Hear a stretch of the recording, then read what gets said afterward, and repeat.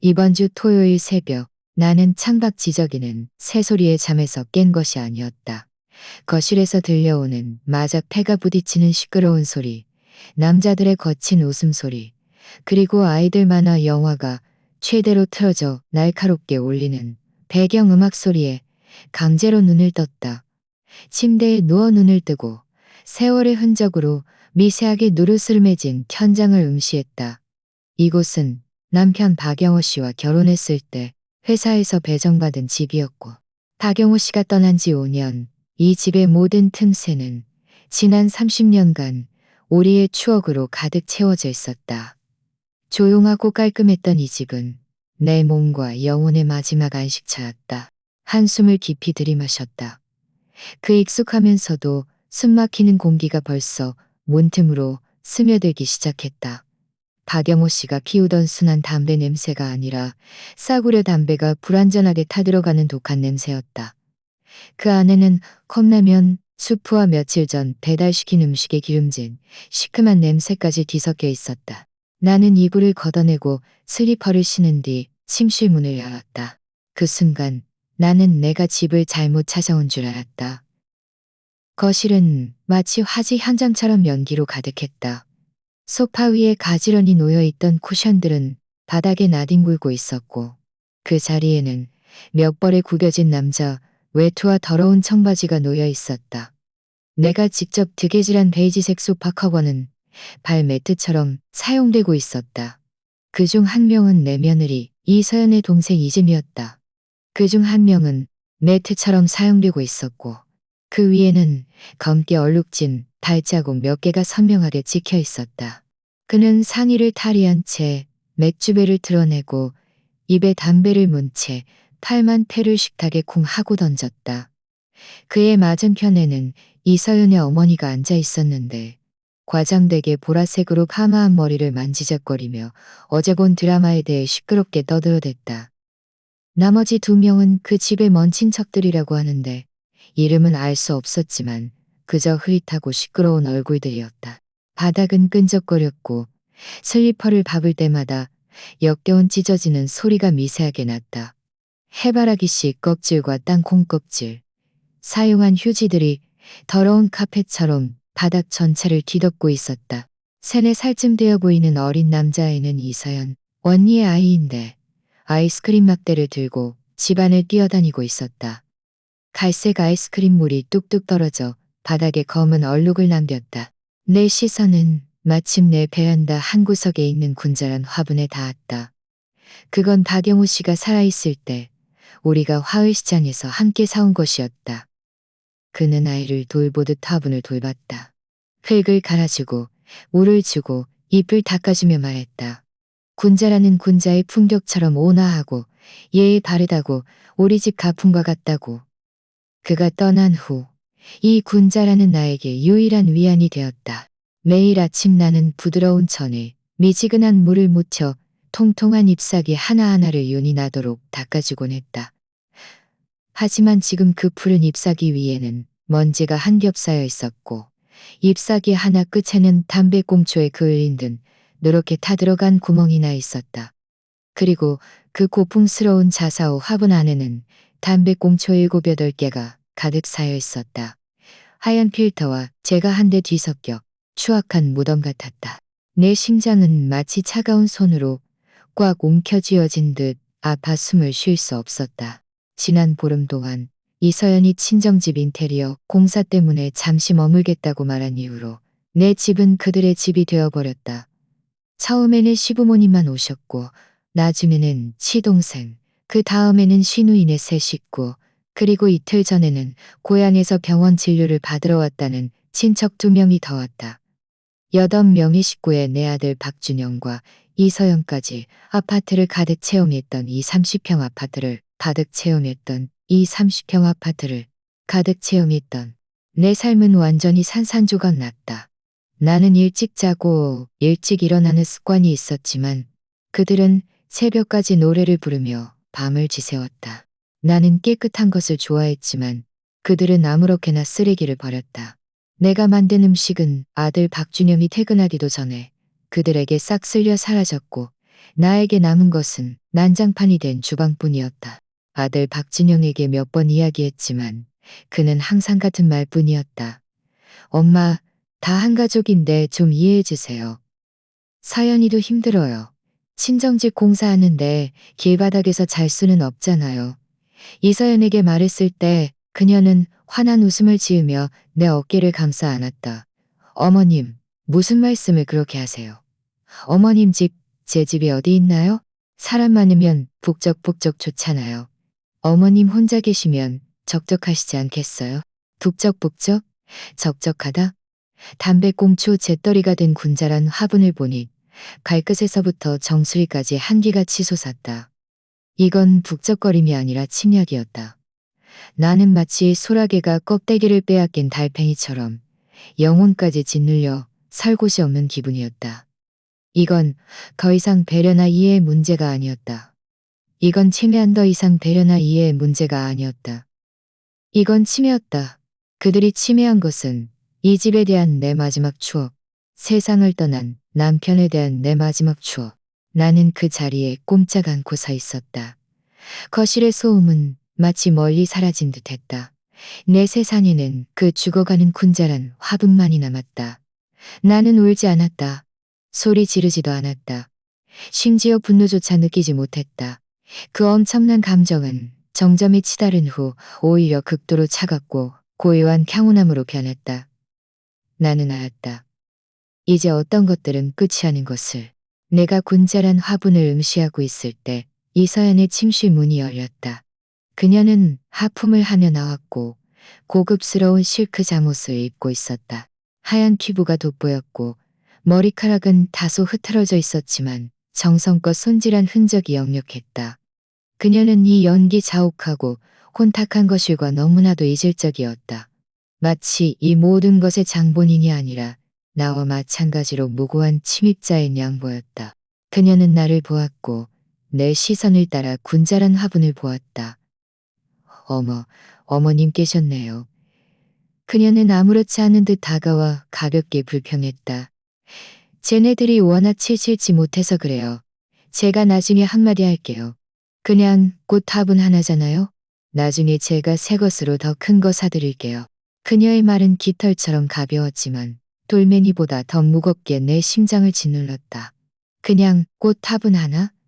그녀의 눈에는 내 모든 진심, 내 모든 감정적 의지처가 새 꽃 화분 하나로 대체될 수 있는 것이었다. 그녀는 그 꽃 화분이 나에게 어떤 의미인지 영원히 이해하지 못할 것이다. 나는 대답하지 않았다. 그저 천천히 시선을 화분에서 떼어 그녀의 얼굴로 옮겼다. 내 침묵은 그녀를 다소 불편하게 만들었는지 그녀는 머리카락을 쓸어 넘기며 직업적인 미소를 지었고 화제를 돌렸다. 아, 맞다 어머님. 드릴 말씀이 있어요. 제가 방금 회사에서 급한 프로젝트를 맡아서 임시로 일주일 출장을 가게 됐어요. 지금 서둘러서 KTX 사러 가야 할 것 같아요. 그녀는 말하면서 거실에 있는 시끄러운 가족들을 눈짓으로 가리켰다. 제가 가고 나면 집에 이 많은 사람들 전부 어머님께서 돌봐주셔야 할 거예요. 저희 엄마는 혈압이 높아서 너무 힘드시면 안 되고요. 제 동생은 회사 다니느라 힘들고 제 조카는 워낙 개구쟁이라서요. 어머님께서 좀 더 신경 써주세요. 제가 돌아오면 선물 사올게요. 그녀의 말투는 너무나도 당연했다. 상의도 아니었고 부탁도 아니었고 심지어 형식적인 질문조차 없었다. 그저 순수한 거부할 수 없는 통보였다. 마치 58세에 은퇴한 교사 김숙희의 유일한 가치는 그녀와 그녀의 온 가족을 위해 24시간 대기하고 연중무휴로 일하며 한 푼의 월급도 받지 않는 무료 가사 도우미가 되는 것이냐. 나는 그녀를 바라보았다.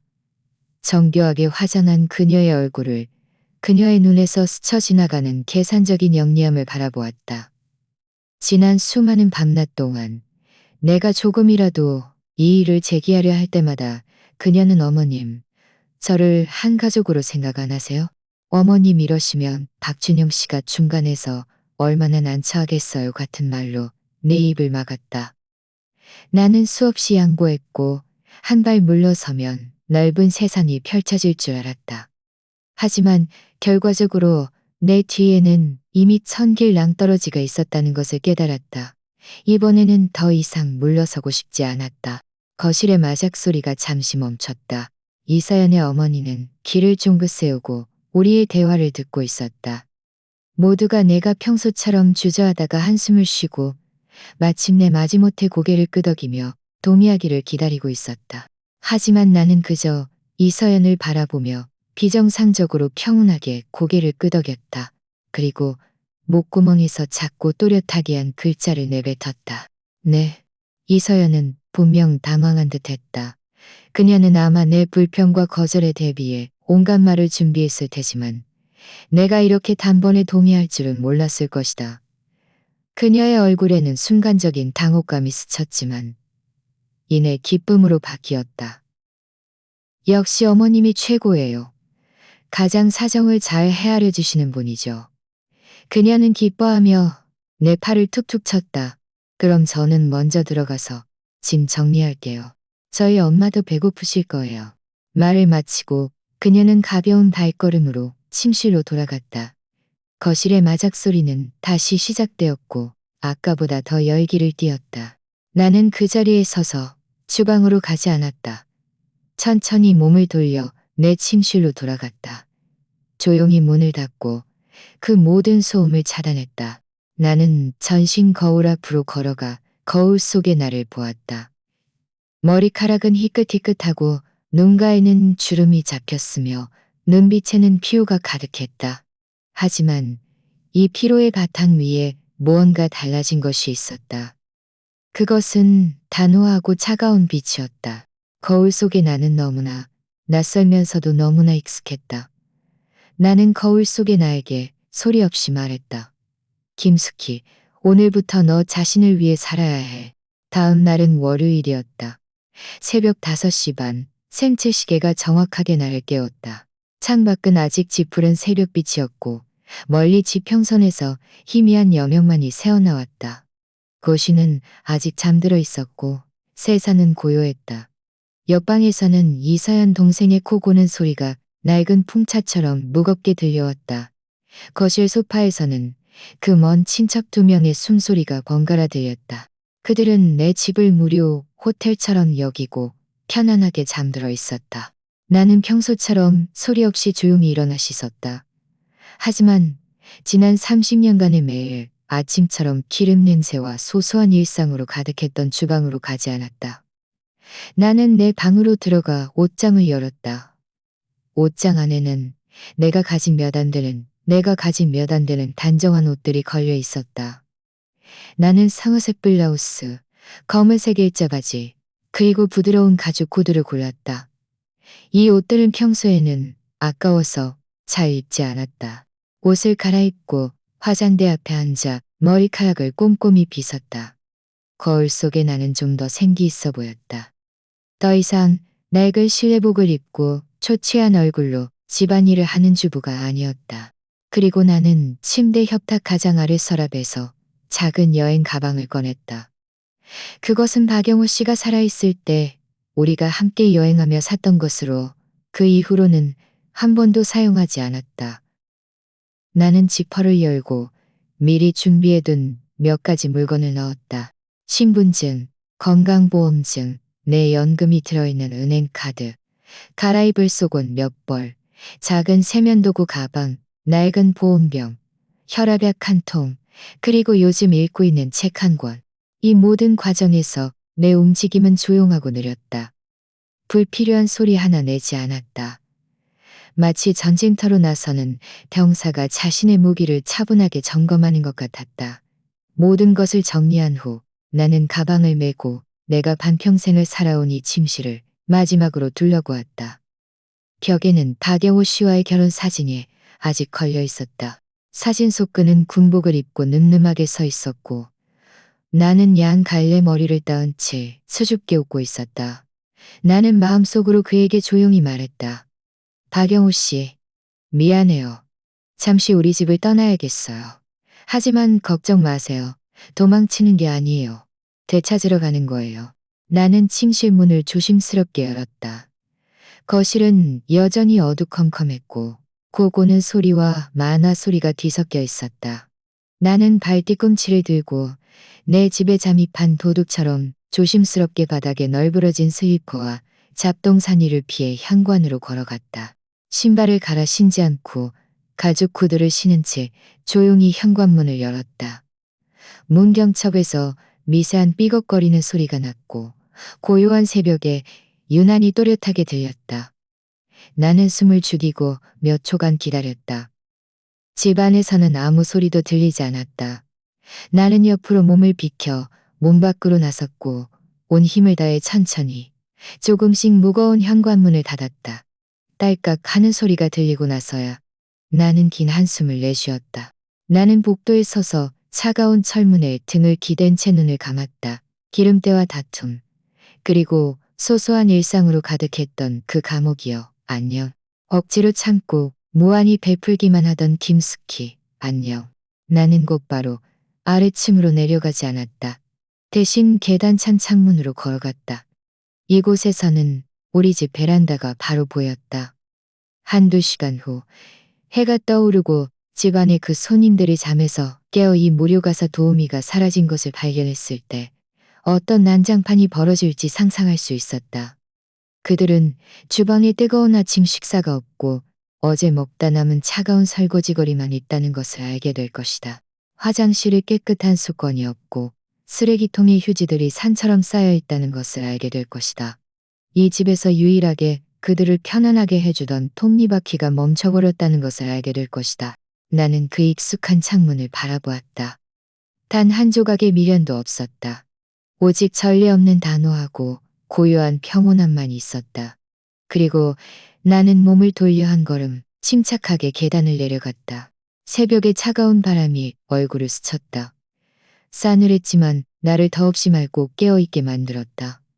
나는 아파트 단지를 나와 30년간 살았던 그 주상복합 건물을 뒤돌아보았다. 새벽 어둠 속에서 그것은 침묵하는 거인 같았다. 과거에는 나의 안식처였고 나의 전부였지만 이제는 내가 되찾아야 할 영토였다. 나는 멀리 가지 않았다. 이 도시에서 내가 갈 곳은 없었다. 옛 동료나 친구들에게 연락해서 집안의 이런 지저분한 일을 알리고 싶지 않았다. 나에게 필요한 것은 미로나 동정이 아니라 오직 나 자신만을 위한 조용한 공간이었다. 두 블록을 지나 우리 아파트 단지에서의 개암도 채 안 되는 거리에 새로 지어진 상업용 건물에서 나는 부동산 중개사무소를 찾았다. 젊은 중개인에게 원룸 아파트를 구한다고 말했다. 가구가 완비되어 바로 입주할 수 있고 단기 임대, 우선 한 달 정도 임대하고 싶다고 했다. 중개인은 매우 친절하게 곧바로 두 채의 집을 보여주었다. 나는 그중 남양의 사용 평방미터 정도 되는 한 채를 골랐다. 독립된 주방과 작은 베란다가 있었다. 방은 크지 않았지만 깔끔하게 인테리어되어 있었고 바닥은 윤이 나도록 닦여 있었으며 하얀 벽은 티끌 하나 없었다. 나는 그 자리에서 보증금과 한 달치 월세를 지불했다. 내 연금을 사용했다. 그 순간 내가 직접 번 돈으로 나 자신을 위한 거처를 마련하는 이 기분은 너무나 자유로웠다. 열쇠를 받아들고 나는 잠시나마 내 것이 된 이 새 집으로 들어섰다. 작은 여행 가방을 소파 위에 내려놓고 베란다로 걸어가 창문을 열고 신선한 공기를 깊이 들이마셨다. 담배 냄새도 기름 냄새도 없었다. 오직 새벽의 깨끗한 바람뿐이었다. 내 첫 번째 결정은 아래층 슈퍼마켓에 가서 대량 구매를 하는 것이었다. 나는 쇼핑카트를 밀며 진열된 물건들 사이를 누볐다. 신선한 돼지갈비와 옥수수를 사서 내가 가장 좋아하는 갈비탕을 끓일 준비를 했다. 푸른 제철 채소와 부드러운 두부를 골랐다. 최고급 쌀 한 봉지와 참기름 한 병도 샀다. 지난 보름 동안 내가 만든 음식은 항상 간이 세고 기름졌다. 이서연 가족의 입맛에 맞추기 위해 점점 짜고 기름지게 만들었고 정작 나는 식욕이 없었다. 오늘은 오직 나 자신만을 위한 식사를 하고 싶었다. 나는 나 자신을 위해 작은 데이지 꽃 한 다발도 샀다. 노란색 꽃잎과 하얀 꽃잎이 순수하고 아름다웠다. 마지막으로 꽃을 바라본 것이 언제였는지 기억나지 않았다. 아마 박영우 씨가 살아있을 때였던 것 같다. 아파트로 돌아와 작은 데이지에 꽃을 거실 탁자 위 유리컵에 꽂았다. 그리고 새로 산 앞치마를 두르고 나만을 위한 그 새 주방으로 들어섰다. 나는 천천히 쌀을 씻고 채소를 다듬었다. 돼지갈비를 데쳐 냄비에 넣고 옥수수와 생강편을 넣어 약한 불에 천천히 끓였다. 주방은 곧 진한 고기 국물 냄새로 가득 찼다. 나는 나 자신을 위해 채소볶음 한 접시와 두부부침 한 조각을 만들고 음식을 베란다의 작은 식탁으로 가져갔다. 햇살이 따스하게 몸을 감쌌다. 아래층에 사는 미세한 차량 소음이 들려왔고 세상은 고요했고 오직 나 자신만이 존재했다. 나는 젓가락으로 채소볶음을 집어 입에 넣었다. 상큼하고 담백했다. 천천히 씹는데 왠지 모르게 눈시울이 뜨거워졌다. 이렇게 조용하고 평화롭게 오직 나 자신만을 위해 식사를 한 것이 얼마만인지 기억나지 않았다. 은퇴 후 내 삶은 아들과 며느리 중심으로 돌아갔다. 그들은 바쁘게 일했고 나는 모든 집안일을 도맡았다. 장보기, 요리, 세탁, 청소. 나는 이것이 어머니로서, 시어머니로서 내가 해야 할 일이라고 생각했다. 내 희생이 화목한 가정을 만들고 아들이 좀 더 편안하게 살 수 있도록 해줄 것이라 믿었다. 하지만 나의 희생은 당연한 것이 되어버렸다. 내 시간과 에너지, 개인적인 취향과 요구는 모두 무시되었다. 나는 보이지 않는 채찍에 맞아 멈추지 않고 고속으로 회전하는 팽이 같았다. 이서연의 가족이 밀물처럼 밀려와 내 마지막 숨 쉴 공간마저 잠식하기 전까지는 멈춘다는 것이 이런 느낌이구나. 나 자신을 위해 산다는 것이 이런 느낌이구나. 햇살이 나른하게 쏟아졌고 갈비탄 향기가 공기진에 감돌았다. 나는 의자에 기대 눈을 감고 이 오래된 사치스러운 평온함을 만끽했다. 나는 도망친 패배자가 아니었다. 나는 그저 잘못된 전장에서 전략적 이동을 했을 뿐이었다. 그리고 나의 반격은 이제 막 시작되었다. 평온한 날은 반나절 만에 끝났다. 오후 3시쯤 내 휴대폰이 울렸다. 발신자는 박준현이었다. 나는 화면에 깜빡이는 이름을 보며 바로 받지 않았다. 전화 저편에서 얼마나 불평 섞인 애원하는 목소리로 내 아들이 나에게 말할지 상상할 수 있었다. 전화는 오랫동안 울리다가 자동으로 끊겼다. 1분도 채 안 되어 다시 끈질기게 울리기 시작했다. 나는 손에 든 찻잔을 들어 따뜻한 국화차를 한 모금 마신 후 천천히 전화받기 버튼을 눌렀다. 내 목소리는 아주 평온했다. 엄마, 어디 가셨어요? 전화 왜 이렇게 늦게 받으세요? 박준영의 목소리는 예상대로 다급하고 초조했다. 집이 얼마나 난장판인지 아세요? 서연이 조카는 아침에 밥 없다고 난리치고 제가 퇴근해서 와보니 집이 도둑맞은 것 같다고요. 엄마가 아무리 화가 나셨어도 저한테 한마디라도 해주셔야죠. 어떻게 말 한마디 없이 그냥 가버리세요? 그의 말투에는 온통 비난뿐이었다. 이 가사 도우미의 무단 이탈에 대한 비난이었다. 나는 그의 감정에 휘둘리지 않고 여전히 느리고 평온한 목소리로 말했다. 나는 화 안 났어. 그냥 볼일 보러 나왔고 며칠 동안 밖에서 좀 조용히 지내려고. 무슨 볼일이요? 집보다 더 중요한 일이 있어요? 사연이가 출장 갔는데 그 많은 사람들이 집에 있는데 엄마가 가버리면 누가 그들을 돌봐요? 박준영의 목소리가 더 커졌다. 박준영. 나는 그의 이름을 불렀고 목소리에는 교사다운 엄숙함이 깃들었다. 기억해. 너는 이 집의 가장이야. 네 아내가 출장 갔으니 네 장인, 장모님, 처남 이진우 씨를 이 집의 가장인 네가 대접해야 할 책임이 있어. 그건 내 책임이 아니야. 제가 언제 그들을 대접할 시간이 있어요? 저도 회사 다녀야 하는데요. 그는 변명하기 시작했다. 나도 은퇴했어. 나도 내 삶이 있어. 나는 네가 고용한 가사 도우미가 아니야. 나는 한 글자 한 글자 또렷하게 말했다. 전화 저편은 침묵했다. 박준영은 아마 내가 이런 어조로 그에게 말하는 것을 한 번도 들어본 적이 없었을 것이다. 그는 한참을 망설이다가 말했다. 엄마, 저도 엄마가 고생하시는 거 알아요. 하지만 어쨌든 다 한 가족인데, 한 가족, 이 세 글자가 마치 열쇠처럼 순간적으로 내 기억의 빗장을 열었다. 내 눈앞에는 5년 전 박준영과 이서연이 결혼을 준비하던 때의 모습이 떠올랐다. 한 가족. 나는 그 세 글자를 나직이 되뇌었다. 목소리에는 나 자신도 알아차리지 못한 비웃음이 섞여 있었다. 박준영, 기억하니? 5년 전 이서연 집에서 예단 1억 8천만 원을 요구하고 서울 도심에 100혐 이상의 새야만 딸을 너에게 시집 보내겠다고 했을 때. 그때 너도 나한테 그랬지. 앞으로 우리는 한 가족이 될 거라고. 전화 저편의 박준영은 숨소리가 무거워졌다. 나는 계속 말했다. 너는 잊었니? 너에게 그 아파트 계약금과 예단 비용을 마련해 주려고 나와 네 아버지가 평생 아끼고 아껴 모은 모든 돈 2억 원을 한 푼도 남김없이 내놓고도 1억 이상이 부족해서 내가 어떻게 했는지? 나는 네 아버지가 살아생전 가장 좋아하시던 우표와 서화 컬렉션을 하나하나 전부 팔았어. 돌아가시기 전에도 나에게 잘 보관해서 너에게 유산으로 남겨주라고 신신당부하셨는데. 하지만 너라는 한 가족을 위해 나는 그걸 팔았어. 내 목소리는 평온했다. 비난도 울음도 없었다. 그저 사실을 진술할 뿐이었다. 하지만 그 모든 단어는 마치 작은 돌멩이처럼 전화 저편으로 던져져 그의 마음속에 파문을 일으켰다. 나는 기억해. 돈을 다 모아 이서연에게 은행 카드를 건넸을 때 그녀의 얼굴에는 감사함도 미안함도 없었어.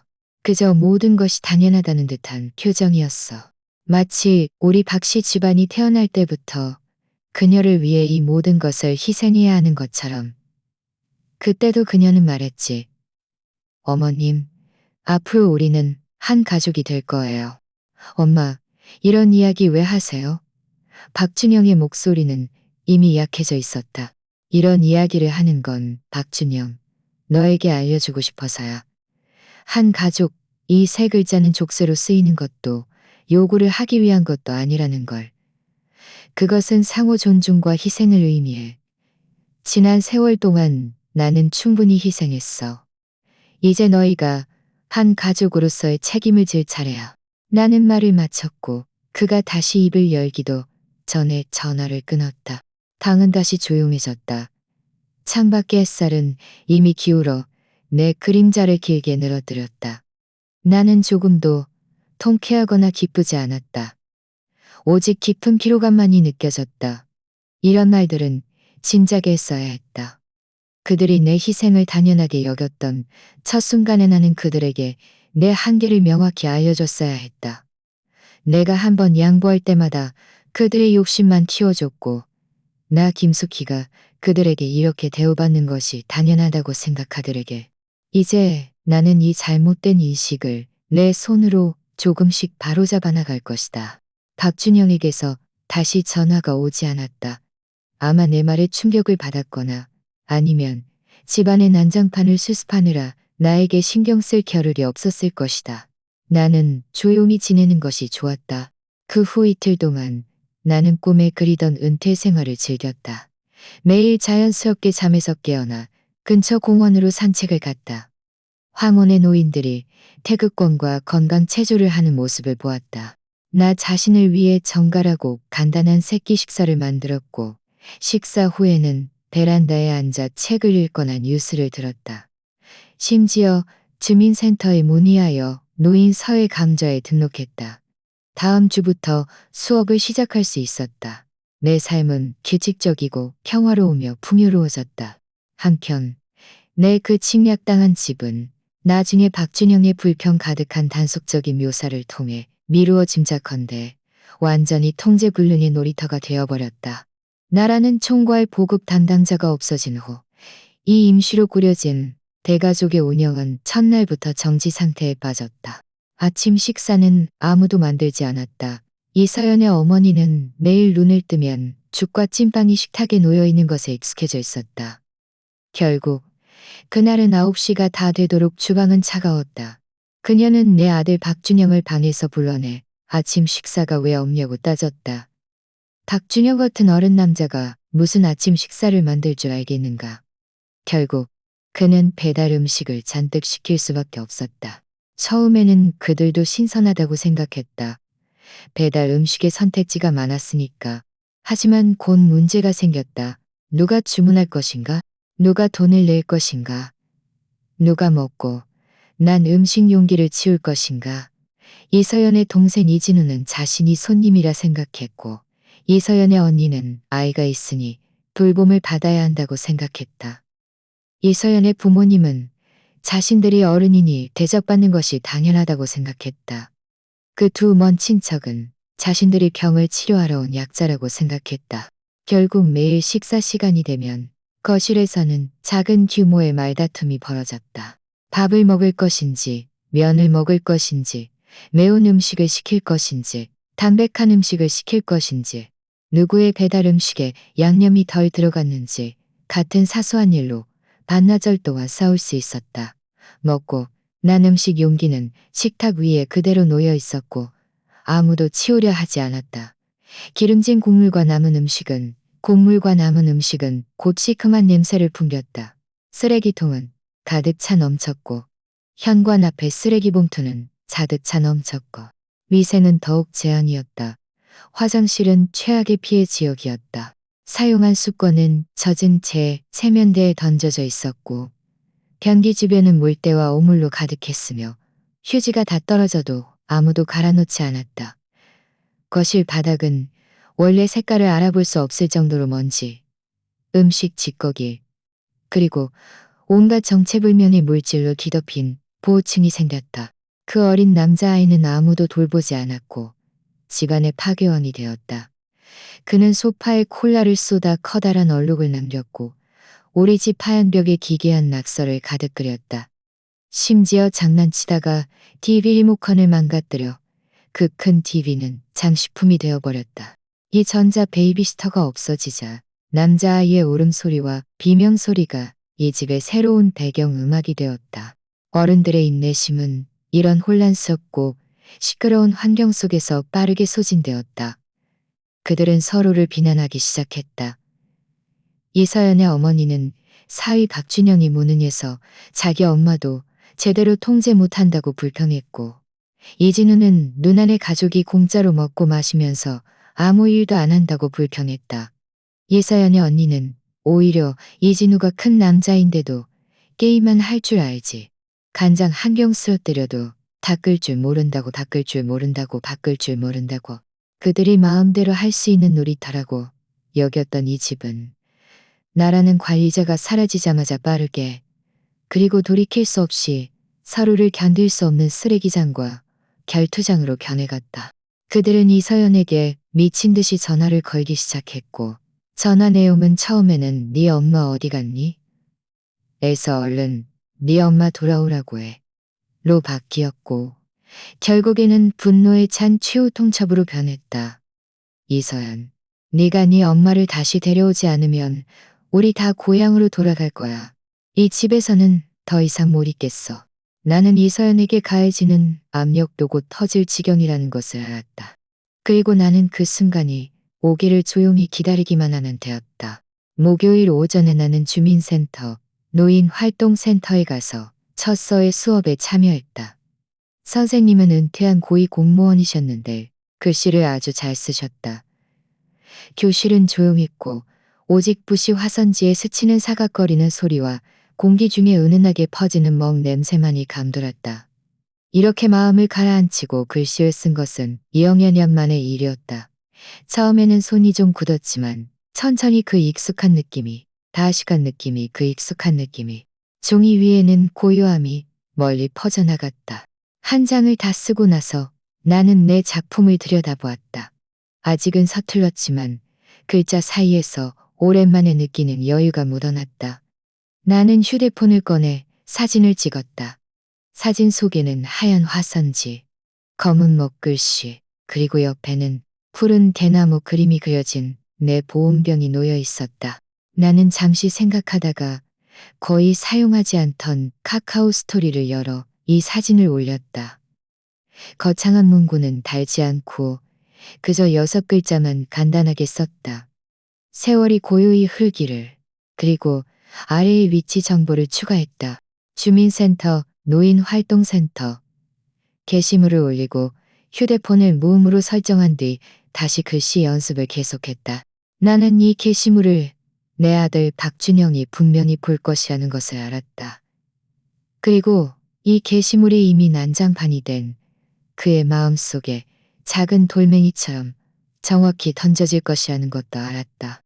과연 서예 수업이 끝나고 휴대폰을 켜자마자 박준영이 보낸 여러 개의 카카오톡 메시지와 2통의 부재중 전화가 와 있었다.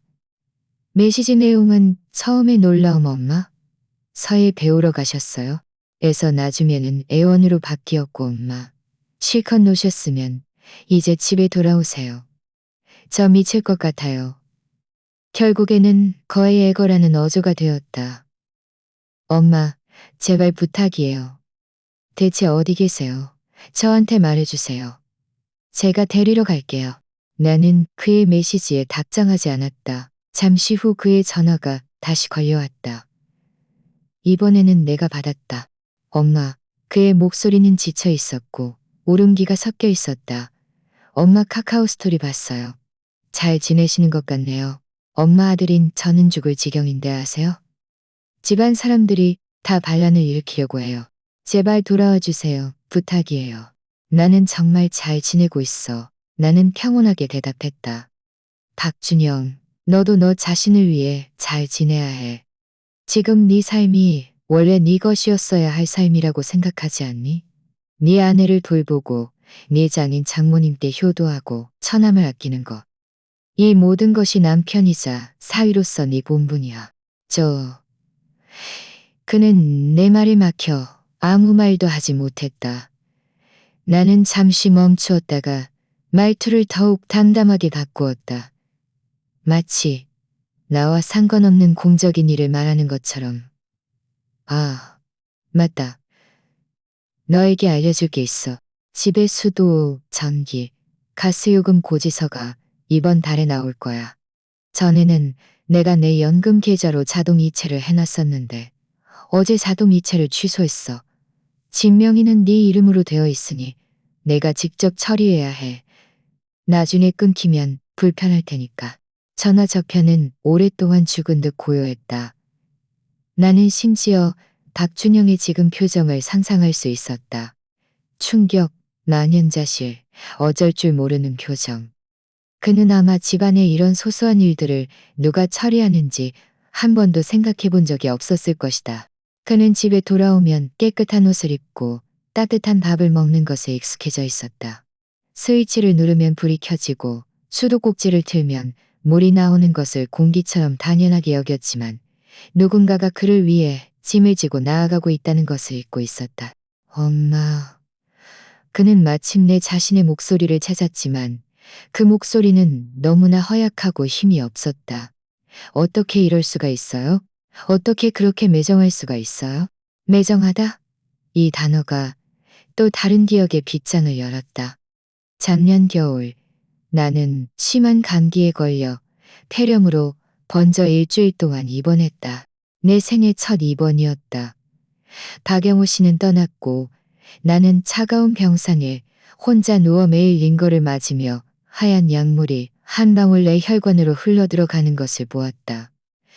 박준영은 회사 일이 바빠서 퇴근 후 잠시 나를 보러 와서 배달 음식을 가져다 주곤 했다. 하지만 내 며느리 이서연은 내가 입원했을 때부터 퇴원할 때까지 한 번도 나타나지 않았다. 심지어 위로 전화 따지 않았다. 심지어 위로 전화 한 통 하지 않았다. 의사 선생님은 뭐라고 하세요? 어머님이 집에 안 계시니 저랑 박준영 씨는 매일 배달 음식만 먹어서 질릴 지경이에요. 집도 아무도 청소 안 해서 돼지우리 같아요. 그때 나는 고열에 시달려 온몸에 힘이 없었다. 그녀의 말을 들으며 내 마음은 몸의 병보다 더 차가워졌다. 그녀의 눈에는 내 건강, 내 아니가 집밥 한 끼, 깨끗한 집보다 중요하지 않았다. 이제 박준영이 전화로 나에게 매정하다고 비난하다니 정말이지 엄청난 아이러니였다. 박준영, 내 목소리가 차가워졌다. 나를 비난하기 전에 먼저 네 좋은 아내 이서연에게 물어봐. 작년에 내가 아파서 입원했을 때 그녀가 나에게 어떻게 대했는지, 그리고 누가 더 매정했는지 물어봐. 말을 마친 나는 다시 전화를 끊었다. 이번에는 조금도 필요하거나 슬프지 않았다. 내 마음 속에는 오직 단단하고 차가운 무관심한 평온함만이 남았다. 그들이 직접 이 어머니를, 이 시어머니를 매정한 사람으로 만들었다. 그렇다면 나는 그들에게 매정한 모습을 보여줄 것이다. 주말은 금방 다가왔다. 이는 이서연의 출장 기간이 곧 끝난다는 것을 의미했다. 나는 이제 마지막 단판의 순간이 다가왔다는 것을 알았다. 나는 그들의 내부 혼란과 붕괴에만 의존할 수 없었다. 나 자신을 위해 마지막이자 가장 든든한 무기를 준비해야 했다. 이 무기는 감정도 싸움도 아닌 규칙과 논리였다. 금요일 오후 나는 내가 예전에 가르쳤던 학생 한 명과 만나기로 약속했다. 이 학생의 이름은 김민준인데 지금은 변호사였다. 나는 그에게 모든 자초지종을 이야기하지 않았다. 집안의 불화를 외부에 알리고 싶지 않았다. 그저 친구가 겪는 법률 문제를 상담하는 명목으로 그에게 조언을 구했다. 우리는 조용한 찻집에서 만났다. 김 변호사님. 나는 곧바로 본론을 꺼냈다. 제가 상담하고 싶은 것은 만약 한 아파트의 등기부등본에 한 노인의 이름만 올라와 있는데 지금 이 노인의 며느리가 친정의 많은 친척들을 이 집에 데려와 장기 거주하고 심지어 노인의 정상적인 생활에 심각한 영향을 미치고 있다면 법적으로 이 노인에게 어떤 권리가 있나요? 김민준 변호사는 매우 전문적이었다. 그는 안경을 고쳐 쓰고 진지하게 대답했다. 김 선생님, 말씀하신 이 문제의 핵심은 주거권과 소유권의 경계에 관한 것입니다. 우선 등기부등본에 누구의 이름이 올라와 있나요? 그 사람이 바로 이 아파트의 유일한 합법적인 소유권자입니다. 소유권자는 이 아파트에 대한 점유, 사용, 수익, 처분의 절대적인 권리를 가집니다. 그는 계속해서 설명했다. 며느리와 그녀의 가족은 아파트의 공동 소유자가 아닙니다. 그들이 들어와 살 수 있었던 것은 소유권자, 즉 말씀하신 그 노인의 동의에 기반한 것입니다. 이것은 구두로 된 임시 허락입니다. 일단 이러한 주거, 행위가 소유권자에게 불편과 방해를 초래한다면 소유권자는 언제든지 이 허락을 철회하고 그들에게 퇴거를 요구할 권리가 있습니다. 그럼 만약 그들이 나가지 않으려 하면요? 내가 되물었다. 만약 그들이 퇴거를 거부한다면 이는 타인 재산에 대한 불법 침해가 됩니다. 노인은 먼저 소통을 시도할 수 있습니다. 소통이 효과가 없다면 주민센터나 파출소에 중재를 요청할 수 있습니다. 중재도 여전히 효과가 없다면 가장 직접적인 방법은 법원의 퇴거 및 방해 배제 소송을 제기하여 그들이 즉시 퇴거할 것을 요구하는 것입니다. 법원은 소유권자의 편을 들어줄 것입니다. 그의 말을 듣고 나는 안심했지만 소송까지 가고 싶지는 않았다. 어차피 그곳은 내 아들의 집이었고 이를 너무 극단적으로 만들어서 온 세상에 알리고 싶지 않았다. 나에게 필요한 것은 좀 더 온건하지만 마찬가지로 효과적인 해결책이었다. 그래서 나는 우리 아파트 단지의 주민센터로 갔다. 우리 동을 담당하는 이하나라는 젊은 주민센터 직원을 찾아갔다. 평소 아파트 단지에서 마주치면 고개를 끄덕이며 인사를 나누는 사이였다. 나는 그에게 대략적인 상황을 설명했다. 물론 많은 다툼의 세부 사항은 생략하고 그저 친척들이 너무 많이 와서 생활 방식의 차이가 너무 커져 내 정상적인 생활과 심신 건강에 심각한 영향을 미치고 있으며 조용한 노년 생활을 보내고 싶다고 강조했다. 이하나 씨는 내 사연을 듣고 매우 동정했다. 그는 친척들의 일시적인 거주로 인한 가족 갈등이 주민센터에서 드물지 않게 발생하는 일이라고 말했다. 김숙희 어머님, 걱정 마세요. 그는 나에게 말했다. 주민들의 합법적인 권리를 보호하고 이웃 간의 화목을 유지하는 것이 저희 주민센터 직원의 임무입니다. 이렇게 하는 건 어떠세요? 며느리분께서 돌아오시면 다 같이 모일 시간을 잡으셔서 제가 주민센터 직원으로서 어머님 댁에 가서 모든 사람들 앞에서 어머님의 요구 사항과 관련 규정을 명확하게 설명해 드릴게요. 저희가 나서서 중재하면 법적인 부분과 인간적인 부분을 모두 고려할 수 있어서 어머님께서 직접 말씀하시는 것보다 효과가 더 좋을 수 있습니다. 이것이 바로 내가 원하던 것이었다. 나에게 필요한 것은 제3자의 입회, 사회의 규칙과 공공질서를 대표할 수 있는 사람이었다. 그의 등장은 이서연이 예상할 수 있는 억지 주장과 도덕적 간유를 효과적으로 막아줄 수 있을 터였다. 정말 잘 됐네요. 이하나 씨, 정말 고마워요. 나는 감사의 말을 전했다. 천만에요, 김숙희 어머님. 이건 저희가 해야 할 일입니다. 시간 정하시면 미리 저에게 전화 주세요. 주민센터를 나서자 온몸에 힘이 솟는 것 같았다. 내 손에는 이제 두 장의 에이스 카드가 쥐어져 있었다. 하나는 법률, 다른 하나는 공공의 정의였다. 이서연, 너는 집이라는 폐쇄된 환경에서 가족애와 인정해서 가족애와 인정을 무기로 나를 묶어두는 데 익숙했지. 그렇다면 이번에는 우리의 갈등을 햇빛 아래로 사회 규칙의 저울 위에 올려놓고 재어볼 것이다. 네 그 억지 논리가 진정한 이치 앞에서 과연 버틸 수 있는지 한번 보겠다. 토요일 오전 햇살이 눈부셨다. 나는 외출하지 않고 그 깔끔한 임대 아파트에 머물렀다. 좋은 차를 한 주전자 끓여놓고 아직 다 읽지 못한 책을 펼쳤다. 하지만 한 글자도 눈에 들어오지 않았다. 내 마음속은 폭풍우가 곧 닥쳐올 것이라는 것을 분명히 알고 있었다. 과연 10시가 막 지나자 내 휴대폰이 울렸다. 박준영이었다. 그의 목소리는 며칠 전의 초조함과 불평이 아니라 거의 붕괴 직전의 공포에 가까웠다. 엄마, 서연이가 돌아왔어요. 일찍 돌아왔어요. 오늘 첫 KTX 타고 벌써 집에 도착했어요. 저한테 당장 엄마를 찾아오고 집을 깨끗이 치우라고 명령했어요. 엄마, 대체 어디 계세요? 제발 알려주세요. 제가 차 몰고 데리러 갈게요. 더 늦으면 안 돼요. 이서연이 전화로 내 아들에게 어떻게 소리 질렀을지 상상할 수 있었다. 그녀는 아마 친정 식구들의 성화에 밖에서 정신없이 시달렸을 것이고 모든 불만과 분노를 이 직무유기한 시어머니와 무능한 남편에게 전가했을 것이다. 그리고 내 불쌍한 아들 박준영은 또다시 폭풍의 중심에 놓였다. 박준영, 서두르지 마. 내 목소리는 여전히 평온했다. 이 평온함은 그의 당황하고 어쩔 줄 모르는 모습과 극명한 대조를 이루었다. 이서연에게 말해. 서두를 필요 없다고. 오후 3시에 정시에 집에 돌아갈 거라고. 그때 우리 모든 사람 앞에서 이를 한 번에 명확하게 이야기하자.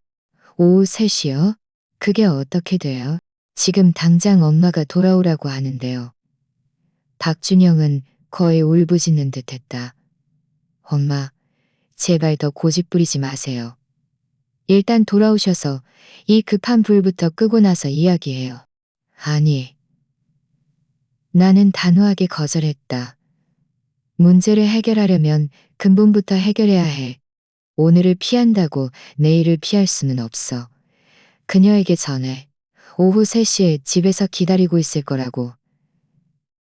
1분도 더도 덜도 안 돼. 말을 마친 나는 전화를 끊었고 곧바로 휴대폰을 껐다. 박준영의 더 이상의 애원과 설득을 듣고 싶지 않았다.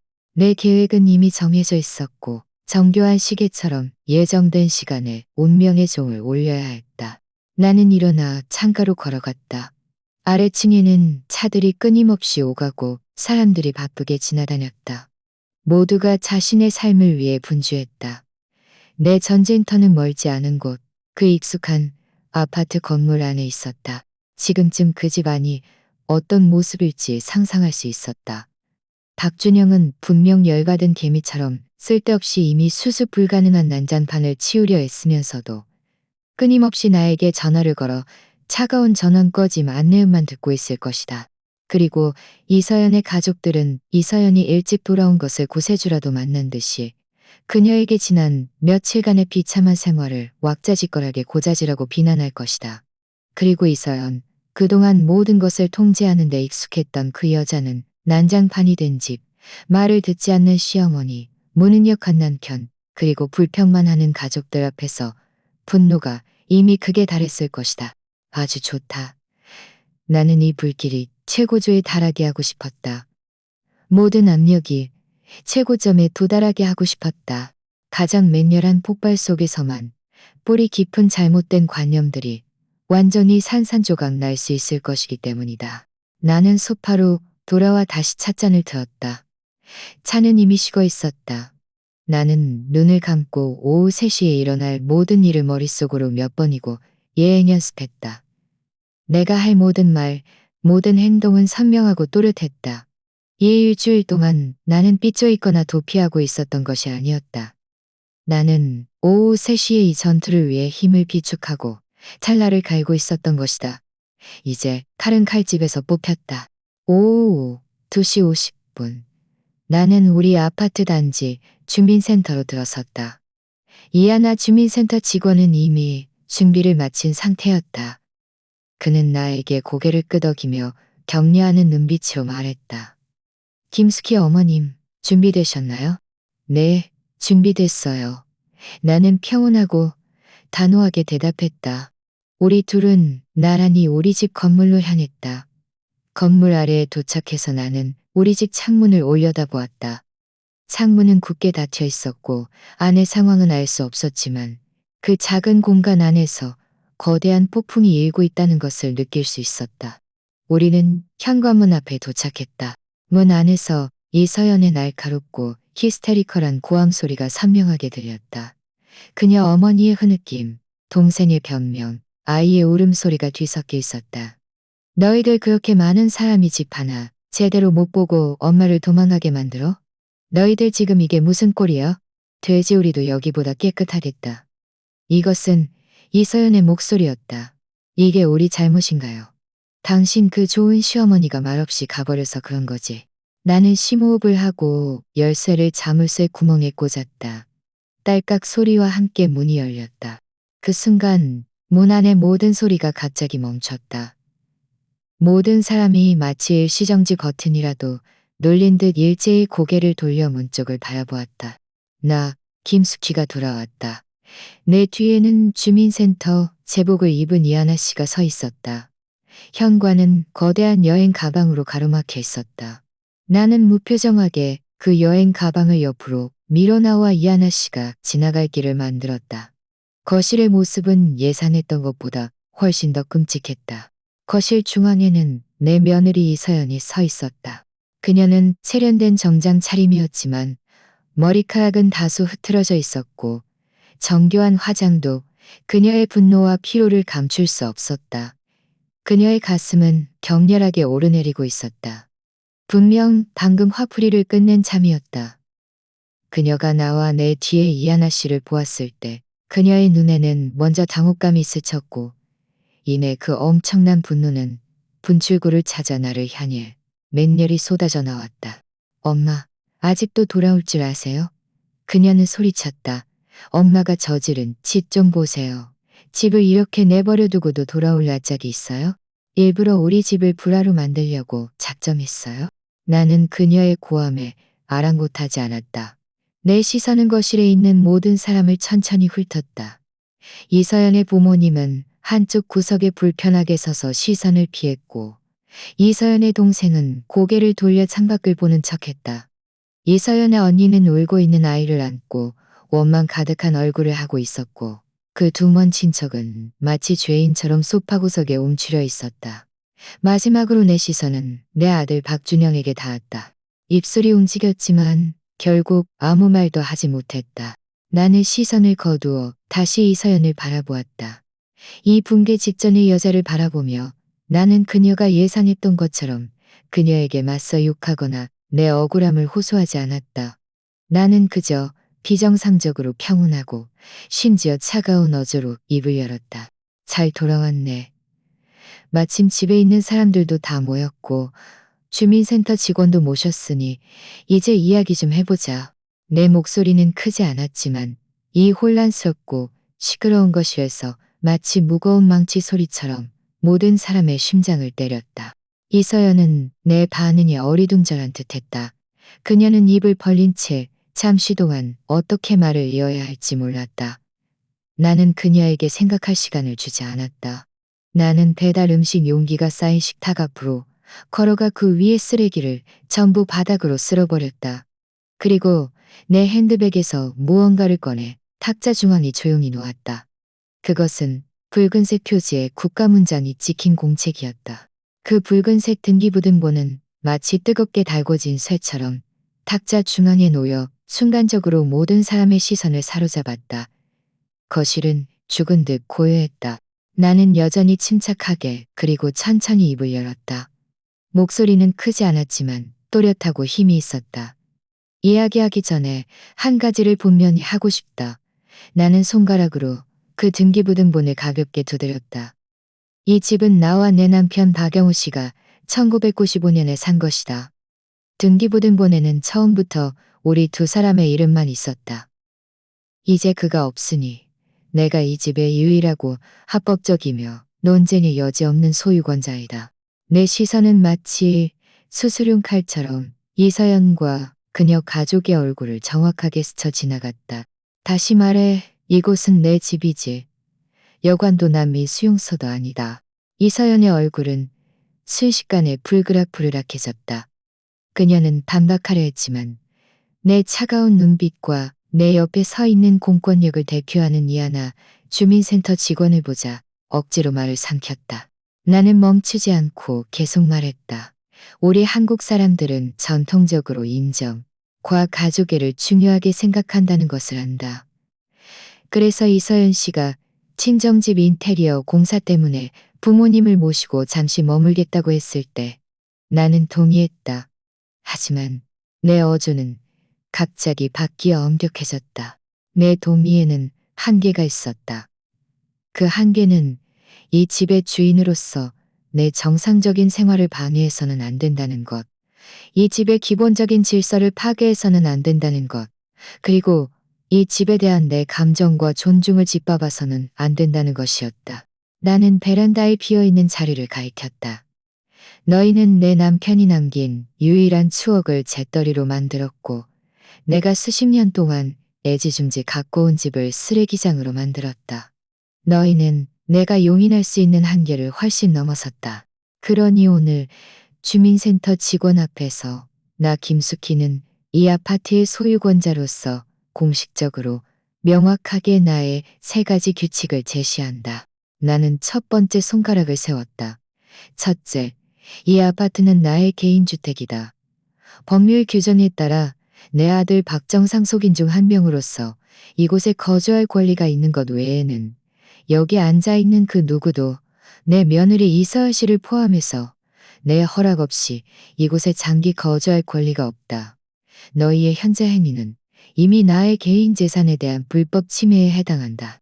나는 두 번째 손가락을 세웠다. 둘째, 나는 너희가 이곳에 거주하는 것에 대한 구두 허락을 공식적으로 철회한다. 나는 이서연 씨의 가족들에게 24시간 이내에 너희의 모든 개인 물품을 정리하고 내 집을 떠날 것을 요구한다. 이 말이 나오자마자 이서연의 어머니는 즉시 폭발했다. 이게 무슨 소리야? 우리를 쫓아내겠다는 거야? 우리가 사돈인데 어떻게 그렇게 인정머리 없이 굴어? 인정머리? 나는 차갑게 비웃었다. 내 곤잘한 화분이 재떨이가 되었을 때 너희가 나에게 인정머리를 이야기했니? 내가 매일 팽이처럼 너희 8 식구에 먹고 마시고 배설하는 뒷바라지를 할 때 너희가 나에게 인정머리를 이야기했니? 내가 아파서 입원했을 때 너희 딸이 나에게 퇴원해서 집에 돌아와 밥하라고 재촉했을 때 너희가 나에게 인정머리를 이야기했니? 내 연이은 질문은 마치 연발 포탄처럼 쏟아져 나와 그녀를 할 말을 잃게 만들었다. 이서연은 마침내 마침내 참지 못하고 날카롭게 소리쳤다. 됐어요. 엄마는 제 엄마잖아요. 엄마는 저를 돌봐야 할 의무가 있어요. 나는 네 엄마가 아니다. 나는 온 힘을 다해 그녀의 말을 끊었다. 똑똑히 들어. 나는 박준영의 어머니일 뿐이야. 내가 10달 동안 품고 낳았고 고생하며 키웠어. 그를 위해 모든 것을 희생한 것은 나의 모섬이이자 나의 천직이었어. 하지만 너 이서연은 그저 그의 아내일 뿐이야. 내가 너를 존중하는 것은 내 아들을 사랑하기 때문이야. 하지만 나의 존중은 네가 네 온 가족을 데리고 와서 내 집에서 주인 행세하는 자본이 아니야. 나는 네 온 가족의 무료가사 도우미가 될 의무도 없고 내 말은 가장 날카로운 칼처럼 그녀가 줄곧 나를 묶어두는데 사용했던 가족이라는 끈을 완전히 끊어버렸다. 그녀는 멍하니 서서 얼굴이 새하얗게 질렸고 입술을 떨면서 한 글자도 말하지 못했다. 나는 심호흡을 하고 세 번째 손가락을 세웠다. 셋째, 그리고 마지막이다. 오늘부터 내 삶은 내가 결정한다. 나는 너희 부부의 삶에 더 이상 간섭하지 않을 것이고 너희도 내 노년 생활을 더 이상 방해하지 말아라. 박준영, 너는 성인이다. 너는 성인이다. 너 자신의 책임을 짊어지는 법을 배워야 해. 이 집에 대해서는 나는 잠시 멈추었다가 이 난장판이 된 집안을 둘러보며 한 글자 한 글자 또렷하게 말했다. 이 집은 박씨 집안의 집이지 이씨 집안의 집이 아니다. 내가 마지막 말을 마치자 거실 전체는 숨막히는 침묵에 잠겼다. 공기가 얼어붙은 듯했고 오직 그 어린아이의 두려움에 찬 억눌린 흐느낌 소리만이 들렸다. 모든 사람이 내 말에 충격을 받았다. 그들은 아마 그동안 온화하고 심지어 나약하기까지 했던 김숙희가 이렇게 단호하고 인정사정 없는 말을 할 것이라고는 상상도 못했을 것이다. 가장 먼저 침묵을 깬 것은 이하나 주민센터 직원이었다. 그는 헛기침을 하고 공정하고 중립적인 어조로 말했다. 여러분, 상황은 제가 다 이해했습니다. 법적으로 볼 때 김숙희 어머님은 주택의 유일한 소유권자로서 방금 제시하신 요구는 완전히 합리적이고 합법적입니다. 인정으로 볼 때 여러분은 친척이고 얼굴 볼 사이인데 이를 경찰에 신고하거나 법정까지 가는 것은 누구에게도 좋지 않습니다. 그는 이서연의 부모님을 향해 몸을 돌리며 어조를 좀 더 부드럽게 했다. 아버님, 어머님, 당장은 받아들이기 어려우실 수도 있겠지만 역지사지로 생각해보면 누구나 평온한 노년을 보내고 싶어 합니다. 김숙희 어머님도 혼자 생활하시기 쉽지 않으실 텐데 서로 이해해 주십시오.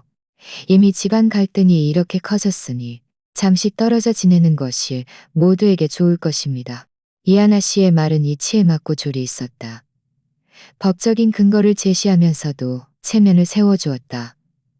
그의 이 말은 내 결정에 대한 공식적인 지지였고 이서연 가족이 억지를 부리거나 도덕적 강요를 할 여지를 완전히 차단했다. 이서연의 어머니는 또 뭔가 말하려 했지만 그녀의 아버지가 그녀를 붙잡았다. 그동안 침묵하고 있던 그 남자의 얼굴에는 죄책감이 역력했다. 그는 나직이 말했다. 됐어. 더 이상 망신당하지 말고 가자. 말을 마치고 그는 가장 먼저 자신들이 머물던 방으로 돌아섰다. 이 행동은 첫 번째 도미노를 쓰러뜨리는 것과 같았다. 이서연의 동생 이진우는 콧방귀를 끼며 성큼성큼 방으로 돌아갔다. 이서연의 언니는 아이를 안고 달래면서 나를 쏘아보고는 안으로 들어갔다. 그 두 먼 친척은 마치 사면을 받은 듯이 재빨리 방으로 사라졌다. 마치 내가 이름을 부를까봐 두려워하는 듯했다. 팽팽했던 대치는 이렇게 거의 붕괴에 가까운 방식으로 막을 내렸다. 이서연은 그 자리에 서서 몸을 미세하게 떨었다. 얼굴은 종이처럼 새하였다. 그녀는 아마 자신이 애써 꾸려온 마음대로 주무를 수 있다고 생각했던 후반기지가 이렇게 단 몇 분 만에 완전히 무너져 내렸다는 것을 믿을 수 없었을 것이다. 그리고 그녀를 무너뜨린 마지막 칸 가닥 지푸라기는 내 아들 박준영에게서 나왔다. 박준영은 눈물범벅이 되어 금방이라도 쓰러질 듯한 아내를 보았고 또 나, 그 평온함이 거의 냉혹하게 느껴지는 어머니를 보았다. 그의 얼굴에는 고통, 갈등, 죄책감이 스쳤고 마침내 전례 없는 단호함으로 굳어졌다. 그는 이서연 곁으로 걸어갔다. 평소처럼 그녀를 위로하지 않고 나직하고 또렷한 목소리로 말했다. 서연아, 엄마 말씀이 맞아. 지난 세월 동안 우리 둘 다 잘못했어. 내가 남편으로서의 책임을 다하지 못하고 모든 압력을 엄마에게 떠넘겼어. 그리고 너도 너무 엄마를 존중하지 않았어. 그리고 그는 이서연을 지나쳐 장모님이 계신 방문 앞으로 가서 안을 향해 말했다. 아버님, 어머님, 죄송합니다. 제가 짐 정리하는 것을 도와드릴게요. 밖에 호텔을 예약해 두었습니다. 오늘은 거기서 주무시고 내일 제가 따로 집을 찾아봐 드릴게요. 말을 마친 그는 정말로 방 안으로 들어가 그들의 짐을 정리하기 시작했다. 박준영의 이 행동은 이서연의 심리적 방어선을 완전히 무너뜨렸다. 그녀는 남편의 뒷모습을 바라보았다. 그동안 자신에게 맹목적으로 복종하고 자신과 시어머니 사이에서 항상 머뭇거리던 그 남자가 처음으로 명확하게 내 편에 서 있었다. 그녀는 자신이 졌다는 것을, 완전히 패배했다는 것을 깨달았다. 와! 그녀는 바닥에 웅크려 앉아 목 놓아 울기 시작했다. 그 울음소리에는 분노, 분함, 억울함, 그리고 어쩌면 조금의 뒤늦은 후회도 섞여 있었을 것이다. 나는 그녀를 바라보았지만 마음속에는 아무런 파동도 일지 않았다. 승리감도 복수심도 없었다. 그저 이 집이 너무 오랫동안 병들어 있었고 오늘 내가 직접 고통스러운 수술을 했다는 생각이 들 뿐이었다. 과정은 아팠지만 그래야만 이 집이 새 삶을 얻을 수 있을 것이다. 1시간 후 이 집은 마침내 조용해졌다. 이서연의 가족들은 박준영의 도움으로 큰 짐 가방들을 끌고 초췌한 얼굴로 떠났다.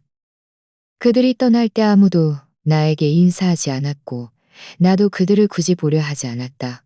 이서연은 그들과 함께 가지 않았다.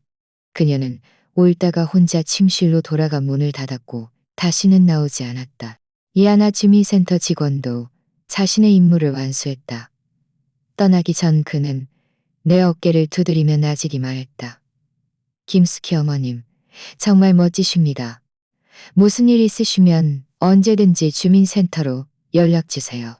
나는 그를 배웅하고 문을 닫았다. 문에 등을 기댄 채 긴 한숨을 내쉬었다. 세상 전체가 깨끗해진 듯했다. 나는 그들이 엉망으로 만들어 놓은 집을 둘러보았다. 공기 중에는 여전히 온갖 역겨운 냄새가 남아 있었고 바닥, 소파, 탁자 위에는 온통 쓰레기와 얼룩이었다. 박준영이 방에서 나왔다. 손에는 쓰레기 봉투를 들고 있었고 얼굴에는 죄책감과 피로가 가득했다. 엄마, 그는 나직이 불렀다. 죄송합니다. 먼저 쉬세요. 제가 여기 치울게요. 나는 고개를 저었다. 아니, 됐어. 나는 말했다. 나가봐. 여기는 내가 직접 할 거야. 그는 멍하니 서 있었다. 엄마? 이렇게 많은데 혼자 어떻게 하세요? 내가 직접 한다고 했어. 내 목소리는 거부할 수 없는 단호함이 있었다. 이 집이 그들 때문에 조금씩 더러워지는 것을 내가 직접 지켜봤으니 이제 내 손으로 조금씩 깨끗해지는 것도 내가 직접 지켜봐야겠어. 박준영은 또 무슨 말을 하려 했지만 내 단호한 눈빛을 보고는 결국 침묵했다. 그는 말없이 쓰레기 봉투를 내려놓고 신발을 갈아 신은 뒤 나에게 허리 숙여 인사하고는 조용히 나갔다. 아마 이서연을 찾아가 그들 부부 사이의 복잡한 문제를 해결하러 갔을 것이다. 잘 됐다. 나는 나 자신만의 정화의식을 혼자서 완성해야 했다. 나는 주방으로 가서 찬장에서 모든 청소 도구를 꺼냈다. 장갑, 걸레, 세제, 소독액. 집안의 모든 창문을 열어 바깥에 신선한 공기가 들어와 이 집안의 탁한 기운을 날려버리게 했다. 그리고 장갑을 끼고 가장 더러운 것일부터 시작했다. 나는 모든 쓰레기를 하나하나 주워 쓰레기 봉투에 담았다. 해바라기 식껍질, 담배꽁초, 배달 음식 용기, 사용한 휴지. 나는 유용의 쓰레기뿐만 아니라 지난 한 달 동안 내 마음속에 쌓였던 그 무용의 숨막히는 쓰레기들도 함께 치우는 것 같았다. 소파 커버와 쿠션 커버를 모두 벗겨 세탁기에 넣고 소독액 반병을 부었다. 세제를 푼 뜨거운 물로 바닥을 몇 번이고 닦았다. 끈적이는 느낌이 완전히 사라지고 바닥이 원래의 광택을 되찾을 때까지 나는 탁자를 닦고 가구들을 닦았으며 그들이 어질러 놓은 모든 물건을 제자리에 다시 놓았다. 마지막으로 베란다로 걸어갔다. 담배꽁초가 가득한 그 화분을 통째로 들어 문 앞으로 가서 주저없이 아파트 복도 쓰레기통에 버렸다. 이미 시들어 죽어버린 군자란 화분까지도. 이 모든 것을 마치고 나는 화장실로 가서 뜨거운 물로 내 두 손을 깨끗이 씻었다. 물줄기가 내 피부를 씻어내듯 내 마음속도 씻어내는 것 같았다. 다시 화장실에서 나왔을 때 집 전체는 완전히 새로워져 있었다. 아직 당장 지울 수 없는 얼룩들이 남아 있었지만 공기는 맑아졌고 공간은 밝아졌다. 그 억압적이고 숨 막히는 느낌은 한순간에 사라졌다. 나는 이 집과 함께 나 자신도 다시 태어난 것 같았다. 저녁 무렵 박준현이 왔다. 그는 창문이 맑고 깨끗해진 집을 보고 눈시울이 붉어졌다. 그는 내 앞으로 걸어와 따뜻한 물 한 잔은 내 손에 건넸다. 엄마, 다 지나갔어요. 나는 물컵을 받아들고 고개를 끄덕였다. 나는 이 손수 키운 아들을, 한때 나를 실망시켰던 이 남자를 보며 나지기 말했다. 박준영, 오늘 일은 너를 탓하지 않아. 하지만 기억해. 진정한 남자는 어머니와 아내 사이에서 편을 고르는 것이 아니라 자신의 어깨로 그들 각자의 하늘을 떠받치고 경계를 명확히 해야 해. 너는 네 아내를 외부인의 괴롭힘으로부터 보호해야 하지만 네 어머니의 존엄성이 네 아내에게 짓밟히지 않도록 지켜야 해. 그는 힘껏 고개를 끄덕였고 눈물이 흘러내렸다. 나는 이번에는 그가 정말로 내 말을 새겨들었다는 것을 알았다. 날들은 하루하루 원래의 궤도로 돌아왔다. 이서연은 다음 날 이사했고 박준영과 함께였다. 나는 그들이 어디로 갔는지 묻지 않았고 박준영도 자세히 말하지 않았다. 나는 그들에게 시간이 필요하다는 것을 알았다. 이번 일로 생긴 그 거대한 균열을 치유할 공간도 필요하다는 것을. 이 집은 다시 나 혼자만의 집이 되었다. 처음에는 이런 극도의 고요함에 다소 익숙하지 않았지만 곧 이 느낌을 사랑하게 되었다. 내가 가장 먼저 한 일은 화월시장에 가서 새 화분을 사오는 것이었다. 더 이상 군자란을 사지 않았다. 과거는 과거로 두자. 나는 생명력 넘치는 스킨답소스 화분을 사서 베란다에 놓았다. 푸른 덩굴이 아래로 늘어져 이 집에 몇몇 생기 넘치는 활력을 더해주었다. 이어서 나는 내 집 개조 계획을 실행하기 시작했다. 박준영과 이서연이 살던 작은 방은 늘 그들의 잡동사니로 가득했다. 나는 이틀 동안 그 안의 물건들을 완전히 정리했다. 일부는 그들이 가져가게 하고 필요 없는 것들은 모두 처분했다. 그리고 비워진 이 방을 나만의 서재로 꾸몄다. 중고시장에서 넓은 원목 책상을 구해 깨끗한 화선지를 깔고 붓, 먹, 종이, 벼루를 갖추었다. 아직 잘 쓰지는 못했지만 보고 있으면 마음이 편안해지는 느낌이었다. 매주 목요일 오전 서예 수업은 내게 빠질 수 없는 일정이 되었다. 수업 후에는 반 친구 몇 명과 함께 공원을 산책하거나 찻집에 가서 차를 마시며 이야기를 나누곤 했다. 내 삶은 순식간에 풍요롭고 다채로워졌다. 한 달 후 어느 주말 나는 작은 모임을 주최했다. 내 서재 완성을 축하하는 자리였다. 나는 가르치던 시절의 동료이자 가장 친한 친구 몇 명을 초대했다. 그날 나는 일찍 일어나 시장에 가서 가장 신선한 재료들을 샀다. 복잡한 거창한 요리는 하지 않고 그저 몇 가지 담백하고 정갈한 집밥 반찬을 만들고 따뜻한 닭곰탕을 끓였다. 친구들이 와서 완전히 새로워진 집과 그 우아한 서재를 보고는 감탄을 금치 못했다. 스키, 너 정말 잘 사는구나. 이렇게 사는 게 우리처럼 자식 손주에게 시달리는 사람보다 100배는 더 좋겠다. 이 선생님이 농담 삼아 말했다. 맞아. 예전에는 네가 너무 힘들게 산다고 생각했어. 모든 일을 아들과 며느리를 위해 걱정하고 지금 이렇게 보니 우리도 다 기쁘다. 왕 선생님도 진심으로 감탄했다. 나는 웃으며 그들에게 차를 따랐다. 사람은 이 나이가 되면 깨달아야 해. 자식의 복은 자식에게 맡기고 우리가 할 수 있는 건 우리 자신을 잘 돌보는 거야. 그들에게 패기치지도 말고 우리 자신도 억울하게 살지 말고. 그날 오후 우리는 심란한 집안일에 대해 이야기하지 않았고 말을 듣지 않는 자식들에 대해 불평하지도 않았다. 우리는 그저 내 새 서재에서 함께 글씨를 쓰고 그림을 그렸다.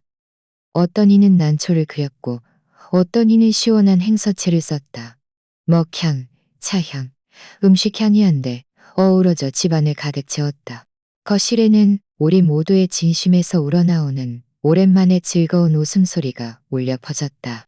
그 순간 나는 책상에 앉아 친구들을 바라보고 창밖의 밝은 햇살을 바라보고 내 손으로 조금씩 되찾은 이 집을 바라보았다. 나는 이곳이 더 이상 전쟁터가 아니라는 것을, 내가 필사적으로 방어해야 할 진지가 아니라는 것을 분명히 느꼈다. 이곳은 나의 주 무대였다. 내 영혼이 자유롭게 숨쉬고 마음껏 펼쳐질 수 있는 곳. 내 인생의 후반전은 이제 막 시작되었다. 가을이 가고 겨울이 왔다. 시간은 빠르게 흘러 어느새 반년이 지났다. 이 반년 동안 박준영은 매주 한 번씩 나를 보러 왔다. 그는 더 이상 예전처럼 빈손으로 와서 밥만 먹고 가지 않았다. 내가 좋아하는 과일을 가져오고 집안의 수도, 전기, 가스 시설을 직접 점검했으며 심지어 작은 고장들을 고치는 법도 배웠다. 그는 이서연을 직접 점검했으며 그는 이서연에 대해 거의 언급하지 않았고 나도 먼저 묻지 않았다. 나는 그의 날마다 평화로워지는 표정에서 그들 부부의 작은 가정에서 그들 부부의 작은 가정에서 그들 부부의 작은 가정과 나는 그에게 충분한 공간과 침묵을 주었다. 이날도 주말이었다. 나는 베란다에서 내 스킨답서스를 돌보고 있었다. 몇 달간의 정성스러운 보살핌 덕분에 덩굴이 아주 길어져 푸른 폭포처럼 창가에 드리워져 있었다. 생기가 넘쳤다. 휴대폰이 울렸다. 박준영이었다. 엄마, 뭐 하세요? 그의 목소리는 아주 편안해 보였다. 아무것도 안 해. 네 화초들 물 주고 있었지. 나는 웃으며 말했다. 엄마, 드릴 말씀이 있어요. 그는 잠시 멈추더니 마치 말을 고르는 듯했다. 서연이가 새 직장을 구했어요. 일도 잘하고요. 저희 둘이 회사 근처에 원룸을 얻었는데 작지만 아주 아늑해요. 서연이도 이제 요리도 배우고 있어요. 잘하지는 못하지만 그래도 노력하고 있어요. 내 손은 공중에 멈췄다. 반년 만에 그가 처음으로 이서연의 근황을 자발적으로 이야기하는 것이었다. 잘 됐네. 나는 담담하게 말했다. 기쁨도 노여움도 섞이지 않은 어조였다. 전화 저편의 박준영은 다소 긴장한 듯했다. 그는 계속 말했다. 엄마 서연이가 엄마께 죄송하다고 전해달래요. 예전에는 너무 철없고 이기적이라서 엄마에게 너무 많은 폐를 끼치고 엄마 마음을 아프게 했다고요. 이제야 가족은 서로 존중해야만 유지될 수 있다는 것을 깨달았대요. 나는 잠시 침묵했다. 죄송합니다. 이 뒤늦은 사과는 나에게 더 이상 그다지 중요하지 않았다. 내가 한 모든 일은 사과를 받기 위함이 아니라 나 자신을 위함이었다. 알았다. 나는 대답했다. 엄마. 박준영의 목소리에는 애원이 섞여 있었다. 서연이를 용서해 주실 수 있으세요? 나는 미소 지었다. 비웃음도 위로도 아니었다. 그저 진심에서 우러나오는 자연스러운 미소였다. 나는 몸을 돌려 창밖의 푸른 하늘과 찬란한 햇살을 바라보며 나지기 말했다. 박준영, 용서하고 말고 할 것도 없어. 삶은 너희 스스로 살아가는 거야. 너희 둘이 정말로 깨닫고 앞으로 어떻게 잘 살아가야 할지 안다면 그게 무엇보다 중요해. 다들 앞만 보고 가자.